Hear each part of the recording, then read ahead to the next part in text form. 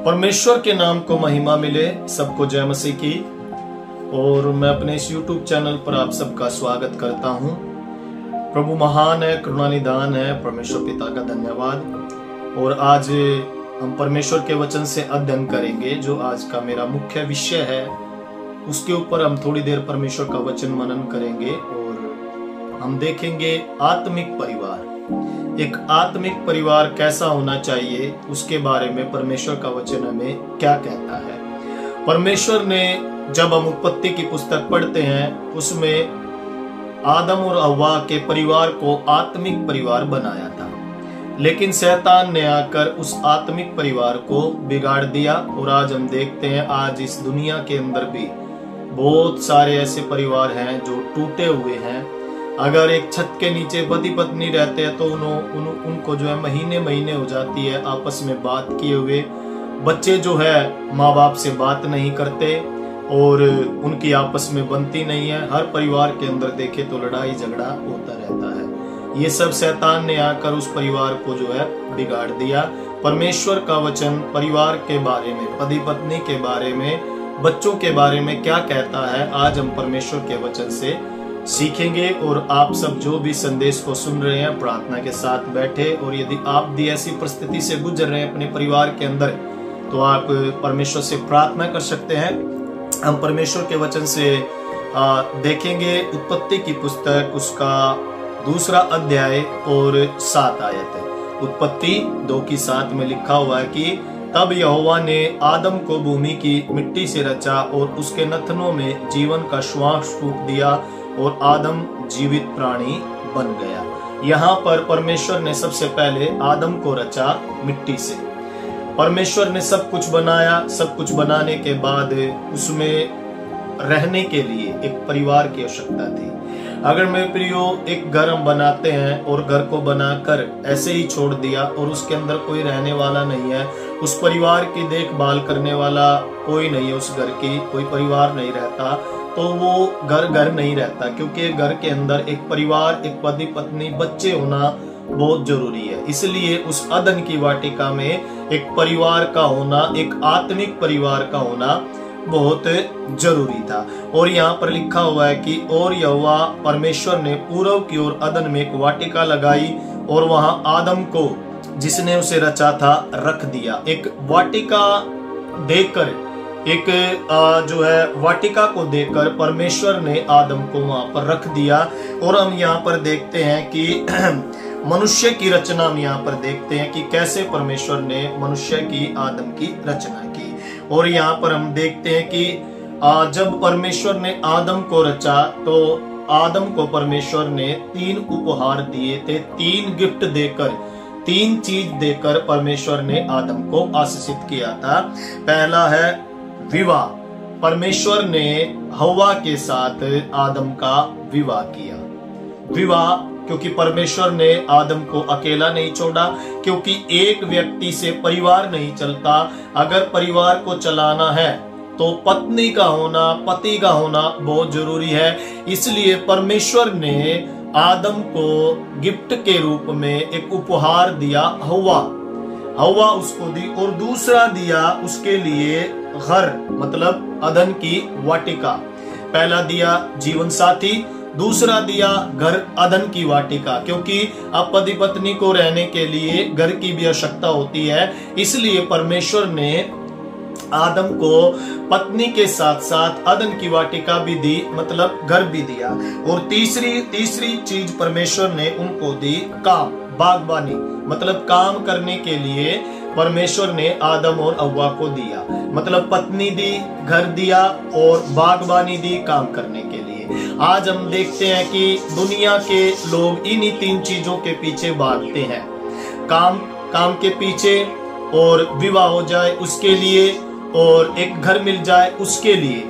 हर एक माँ बाप चाहता है कि मेरे बच्चों को ये 3 चीजें मिल जाए। लेकिन हम देखते हैं ये 3 चीजें परमेश्वर ने आदम को ऐसे ही दे दी। आदम को मांगना नहीं पड़ा, ना आदम ने प्रार्थना की इन सब चीजों के लिए।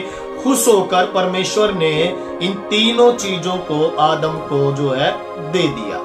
और जब हम परमेश्वर के साथ चलेंगे मेरे प्रियो, तो परमेश्वर हमें ये 3 चीजें जरूर देगा समय आने पर। और केवल ये 3 चीजें ही नहीं देगा, और भी परमेश्वर हमें बहुत कुछ देना चाहता है। एक आत्मिक परिवार, एक अच्छा परिवार वही होता है जिसमें जो है काम भी हो, पत्नी भी अच्छी हो, पति भी अच्छा हो, घर भी हो, और इन सब के साथ परमेश्वर की संगति भी वहां पर होती हो। क्योंकि हम देखते हैं आदम और हव्वा नित्य परमेश्वर की उपासना करने वाला एक परिवार था। इस धरती के ऊपर परमेश्वर ने उत्पत्ति की पुस्तक में पहला परिवार बनाया आदम और हव्वा के लिए। उसके बाद हम यहाँ पर देखते हैं कि 10 आयत में लिखा हुआ है, उस वाटिका को सींचने के लिए एक महानदी अदन से निकली और वहां से बहकर 4 धाराओं में बट गई। पहली धारा का नाम पिशोन, और ये वही है जो हवीला नाम के सारे देश को, जहाँ सोना मिलता है, घेरे हुए है। उस देश का सोना चोखा होता है, वहां मोती और सुलेमानी पत्थर भी मिलते हैं। और दूसरी नदी का नाम गिहोन, यह वही है जो उसके सारे देश को घेरे हुए है। और तीसरी का नाम हिद्केल, जो असुर के पूर्व की ओर बहती है। और चौथी का नाम फरात है। यहाँ पर कुछ नदियां जो जिनमें से सोना मिलता था। मेरे प्रिय, परमेश्वर के साथ रहकर हमें सोना जो है परमेश्वर हमें देता है, लेकिन परमेश्वर से अलग होकर ये सोना हमारे लिए मुसीबत बन जाता है। यहाँ पर वो सोने के रूप में कुछ भी चीज हो सकती है। जब हम परमेश्वर के साथ चलेंगे तो परमेश्वर हमें सोना रूपी आशीष हमें देगा, लेकिन जैसे ही हम परमेश्वर से अलग हो जाएंगे तो ये सब चीजें हमारे लिए मुसीबत भी है जो बन जाती है। इसलिए हम देखते हैं कि परमेश्वर ने ये सब चीजें देखकर आदम को आशीषित किया। और उसके बाद हम उत्पत्ति की पुस्तक उसका 2 अध्याय 19 और 20 आयत, उत्पत्ति 2 अध्याय 19 और 20 आयत में यहाँ पर लिखा हुआ है, और यहोवा परमेश्वर ने भूमि में से सब जाति के बनेले पशुओं और आकाश के सब भांति के पक्षियों को रचकर आदम के पास ले आया कि वो उसका क्या क्या नाम रखे। जब देखा परमेश्वर ने कि आदम अकेला है, तो उसके पास कुछ पशुओं को, कुछ पक्षियों को लेकर आया। क्योंकि हम वहां पर देखते हैं कि परमेश्वर ने सबके लिए कोई ना कोई बनाया था। अगर एक बिल्ली है तो उसके लिए बिल्ला बनाया, अगर एक शेर है तो उसके लिए एक शेरनी बनाई, एक हाथी है तो उसके लिए हथनी बनाया। लेकिन जब ये सब आदम के पास आए, आदम उनका नाम रखता गया, लेकिन वो आदम के साथ मेल नहीं खाए। क्योंकि दिल की बात समझने के लिए आदम को एक ऐसे ही व्यक्ति की आवश्यकता थी जो उसके हृदय की बात को समझ सके और सेम उसके जैसा दिख सके। इसलिए परमेश्वर को आदम का रहना अच्छा, अकेला रहना अच्छा नहीं लगा। आज सोचते हैं दुनिया के लोग कि हम अकेले अच्छे हैं, लेकिन परमेश्वर हमें अकेला देखकर परमेश्वर को अच्छा नहीं लगता। इसलिए परमेश्वर ने क्या किया, आदम को गहरी नींद में डाल दिया और उसकी पसली निकाल कर एक स्त्री को बना दिया जो पुरुष में से निकाली गई थी, और उन दोनों को जोड़कर उनको आशीर्वाद देकर परमेश्वर ने कहा, फूलो फलो और पृथ्वी में फैल जाओ। मतलब एक आत्मिक परिवार की उत्पत्ति हम वहां पर देखते हैं। एक आत्मिक परिवार को परमेश्वर ने वहां पर बनाया और बनाकर कहा कि सब कुछ तुम्हारे अधिकार में, सब कुछ परमेश्वर ने उनके अधिकार में दे दिया। एक आत्मिक परिवार हम यहाँ पर देखते हैं। परमेश्वर ने हर चीज की जरूरत पूरी की। वहां पर इन्हें काम करने के लिए बागबानी दी, काम कर सकते हैं, रहने के लिए अदन की वाटिका दी, रह सकते हैं। बदी बदनी पर हवा के लिए जो आदम को दिया, आदम के लिए हवा को दिया। परमेश्वर हर चीज की आवश्यकता को पूरी करने वाला परमेश्वर है। आज मैं उन व्यक्तियों से कहना चाहूंगा जो इस समय युवा अवस्था में है, अनमैरिड है और वो अपने लिए जीवन साथी खोज रहे हैं। कई बार परमेश्वर हमारी परीक्षा करता है। एक सुंदर सी युवती को हमारे पास लेकर आता है, या फिर एक सजे धजे लड़के को एक लड़की के पास लेकर आता है कि देखे कि ये उसके साथ अटैच होते हैं या नहीं। लेकिन उन सुंदर और सजे धजे लड़के लड़कियों में आत्मिकता नहीं होती, एक नया जन्म नहीं होता। इसलिए कई बार हम गलती कर जाते हैं। हम लोग बगैर परमेश्वर की इच्छा जाने, परमेश्वर तो लेकर आया लेकिन हम अपनी इच्छा लगाकर, हम अपनी बुद्धि लगाकर चाहते हैं कि मुझे यही लड़की चाहिए, मुझे यही लड़का चाहिए।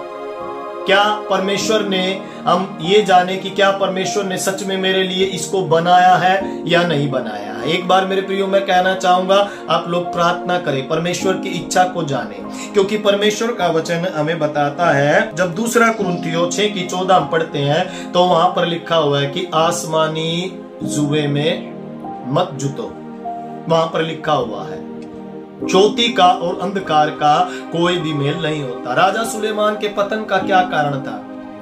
दूसरी स्त्रियों के साथ, अन्य जाति स्त्रियों के साथ उसने विवाह कर लिया। आज परमेश्वर से प्रार्थना करें कि परमेश्वर जो तू चाहता है वो मेरे लिए उत्तम हो जाए और वही जीवन साथी मुझे मिल जाए। अब अपनी इच्छा के अनुसार देखकर विवाह तो कर लेते हैं, लेकिन उस विवाह में, उस शादी में परमेश्वर की मर्जी नहीं होती और कुछ समय के बाद फिर वो परिवार जो है टूट जाता है। थोड़े से दिन वो विवाह चलता है, उसके बाद 6 महीने 7 महीने वो परिवार फिर टूट जाता है। ये परिवार परमेश्वर की तरफ से नहीं होता।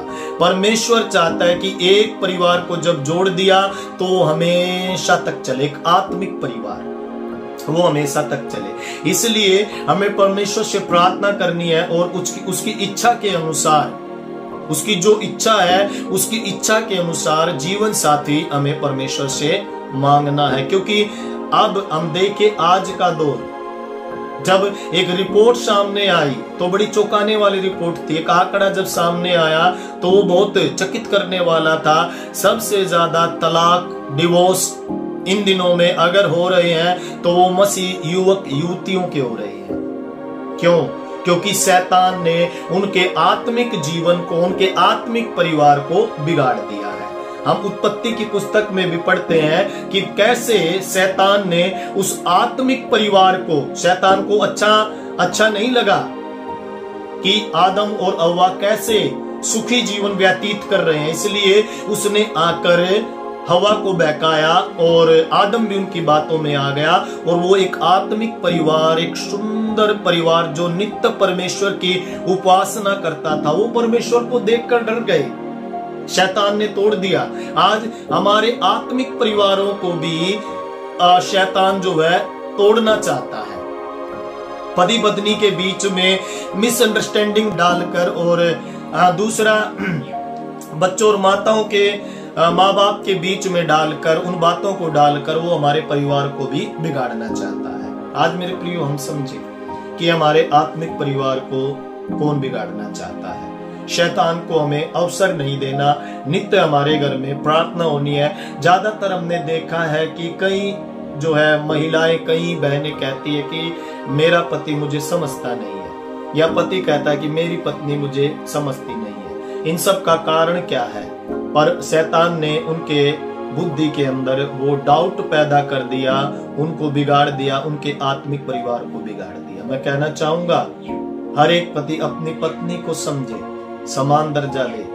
हर एक पत्नी अपने पति को प्यार से बोले और समान दर्जा दे, तब है एक आत्मिक परिवार चल पाएगा, नहीं तो एक आत्मिक परिवार चल नहीं पाएगा। इसलिए हम प्रार्थना करें कि परमेश्वर हमारा भी आत्मिक परिवार हो जाए। कई बार हम गलतियां करते हैं अपने बच्चों की परवरिश करने में। परमेश्वर हमें संतान दे देता है, लेकिन उस संतान की कैसे हमें परवरिश करनी है वो हम कई बार कर नहीं पाते।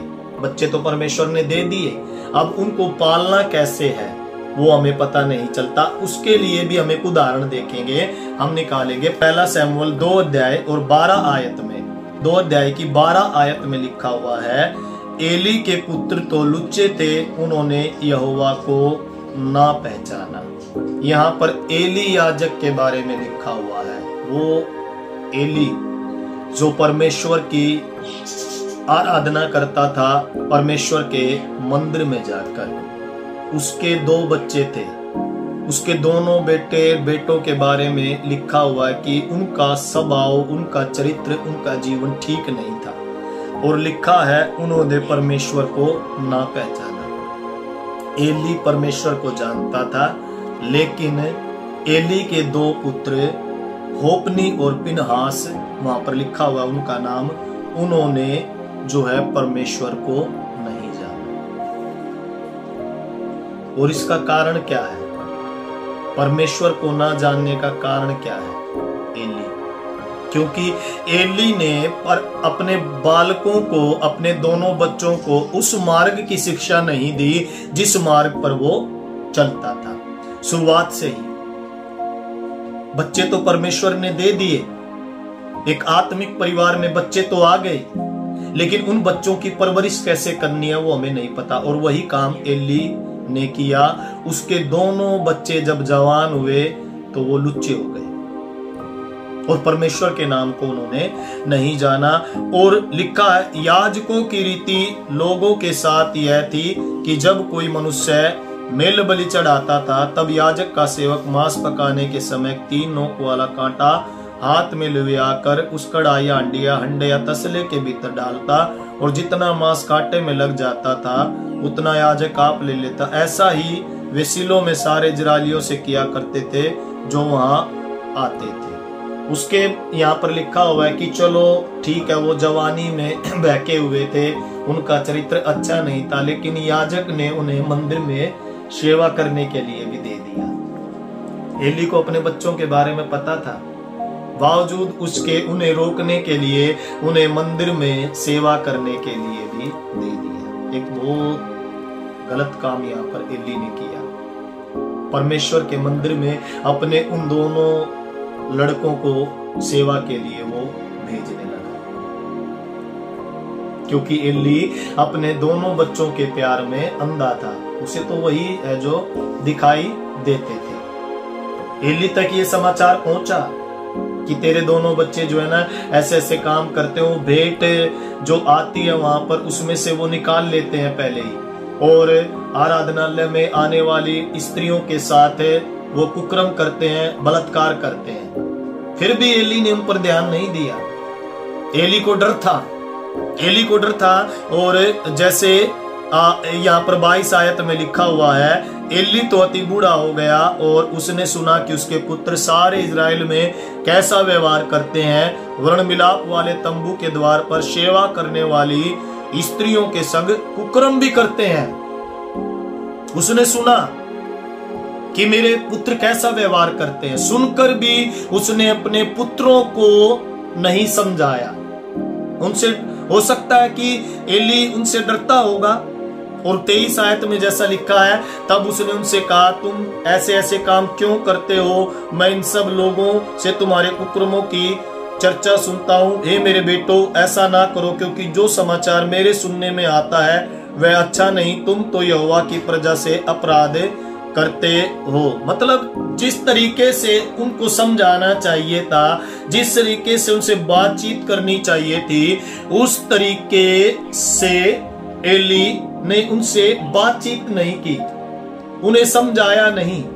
अगर शुरुआत में ही उनको समझाता, बाल्यकाल से ही उनको समझाता, तो शायद आज ये बात एली को सुनने के लिए नहीं आती। हम भी कई बार अपने बच्चों की गलतियों को अनदेखा कर देते हैं।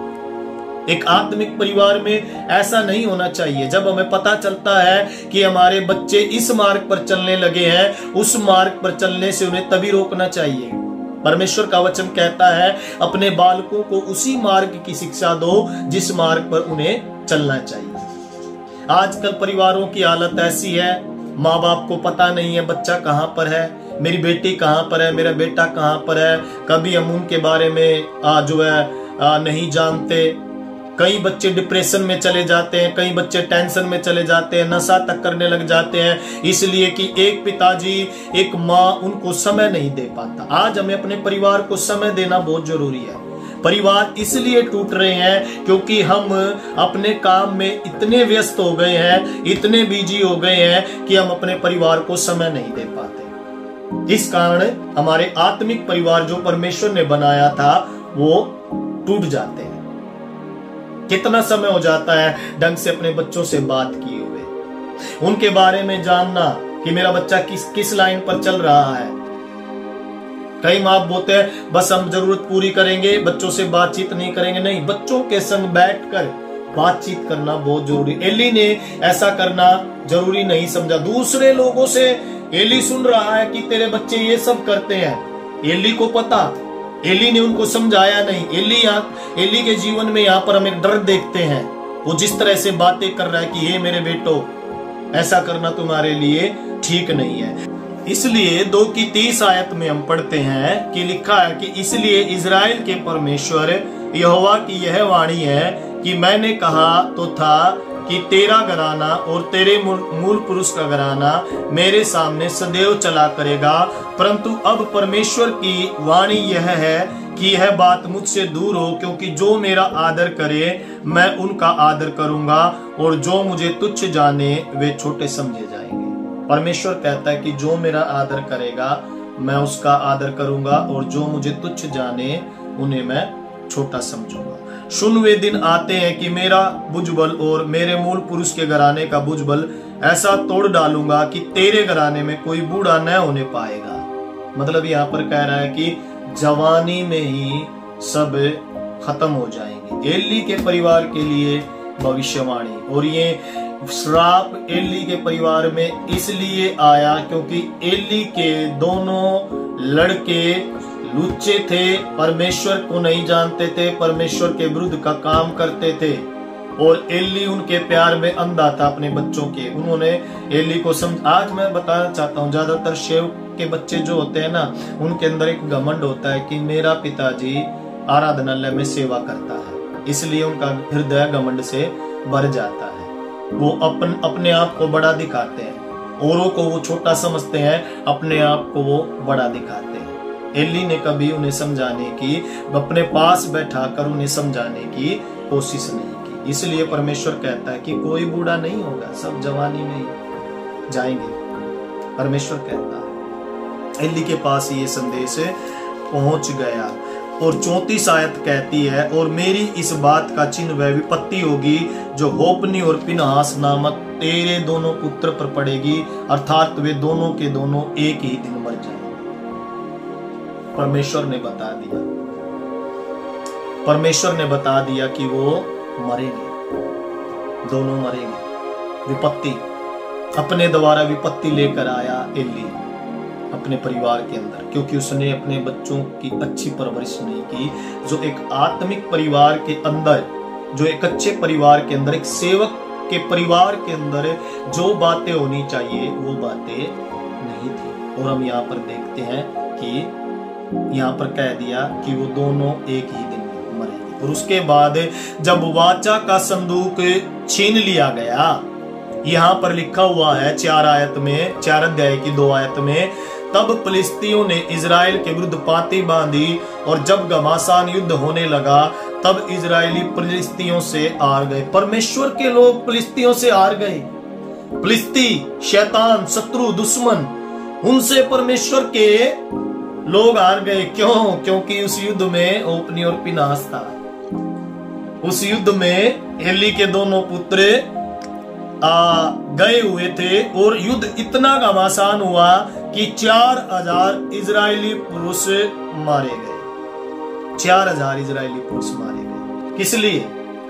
क्योंकि गलत काम किया हुआ व्यक्ति होपनी और पिनास दोनों भाई युद्ध में गए, परमेश्वर की वाचा के संदूक के सामने वो गए। एली को रोकना था, उनको भेजना नहीं था। उनकी वजह से 4000 परमेश्वर के लोग जो है मारे गए। और 4 आयत में लिखा हुआ है, जब उन लोगों ने सिलो में भेजकर वहां से करूबों के ऊपर विराजने वाले सेनाओं के वाचा, यहोवा की वाचा का संदूक मांग लिया, और परमेश्वर की वाचा के संदूक के साथ एली के दोनों पुत्र होपनी और पिनहास भी वहां थे, तब यहोवा की वाचा का संदूक छावनी में पहुंचा। तब सारे इजरायली इतने बल से ललकार उठे कि भूमि गूंज उठी।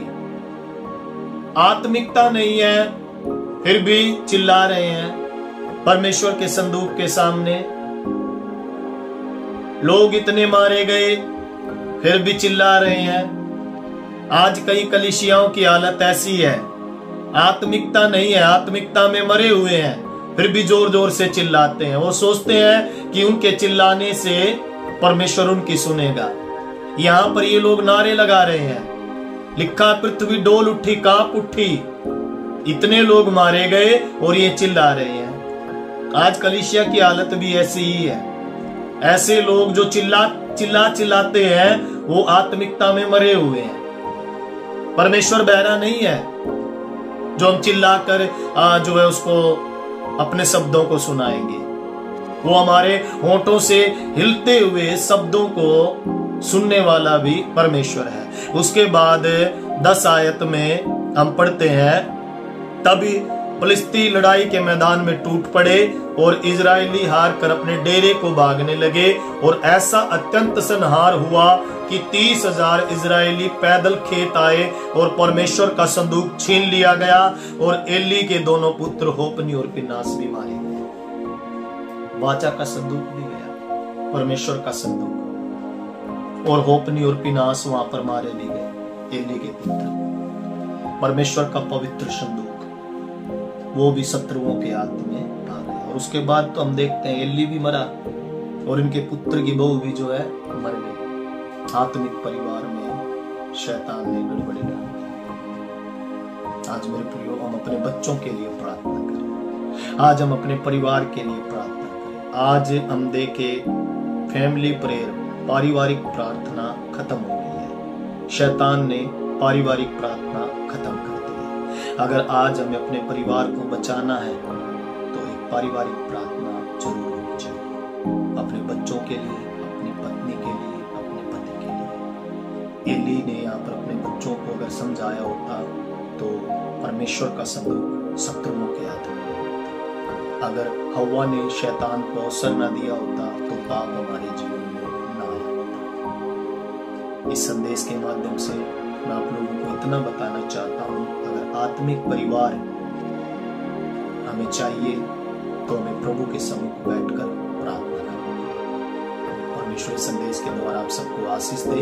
इसका दूसरा भाग भी हम जल्दी आप लोगों के सामने जो है लेकर आएंगे, और मैं आप लोगों के लिए प्रार्थना करना चाहूंगा। पिता परमेश्वर, मैं धन्यवाद देता हूँ आज उन परिवारों के लिए प्रभु जो टूटे हुए हैं। प्रभु खुदावंद परमेश्वर, बच्चे हैं माँ बाप से बात नहीं करते, पति है पत्नी से बात नहीं करता, पत्नी पति से बात नहीं करती, सास बहू से बात नहीं करती। मेरे परमेश्वर, मैं प्रार्थना करता हूँ प्रभु आज इन टूटे हुए परिवारों को एक कर परमेश्वर, और प्रभु जी आत्मिकता इन परिवारों में आने के लिए तो मदद कर, सहायता कर। संदेश के द्वारा प्रभु परिवारों में काम हो जाए, अनुग्रह कर, सब सारे परिवारों की जरूरतों को पूरा कर। प्रभु धन्यवाद देते हैं, धन्यवाद प्रभु यीशु नाम में हम इस प्रार्थना को मांगते शुभ कर पिता, आमीन। तो परमेश्वर आप सबको आशीष दे। God bless you. अगर आप प्रार्थना कराना चाहते हैं तो स्क्रीन के ऊपर एक नंबर दिया गया है, आप उससे हमसे कांटेक्ट कर सकते हैं। हम आपके लिए प्रार्थना करेंगे। सबको जय मसीह की।